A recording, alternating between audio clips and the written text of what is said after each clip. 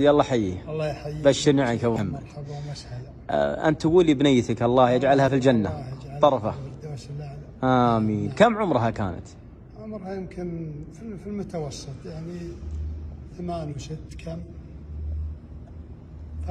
13 سنه. اختمت القرآن يوم الاثنين. اختمت القرآن يوم، لا مثل هالاسبوع، اي يوم الخميس.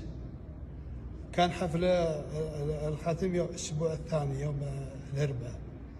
سبحان الله العظيم، حلت بها توفت يوم الثلاثاء. يعني ما حضرت الحفل توفاها رب.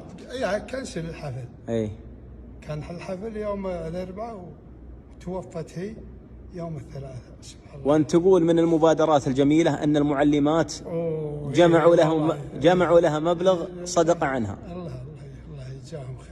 وانت يا ابو محمد قلت فيها ابيات ولا لا؟ خواطر. والله خواطري ولا انا بشاعر. وش قلت يا ابو محمد؟ قلت يا ليت يا طرفة تشوفك عيوني عدة ثواني في المنام، اتمنى واكلمك واعطيك بعض العلوم، واقول من عز وجانا وتعنى تجمع احزاني ونثر دموعي، رب كريم يجلي الحزن عنا، يا الله يا معبود منشل غيومي، يلا عسى ترفع بقربك تهنى. الله يجعلها في الجنة، قال امين. الله يجعلها في الجنة ويجمعكم بها في دار الكرامة ومستقر الرحمة. الله يجعلها في الفردوس الأعلى. الله يجزاك خير. الله يجزاك خير ابو عبد الله. آمين.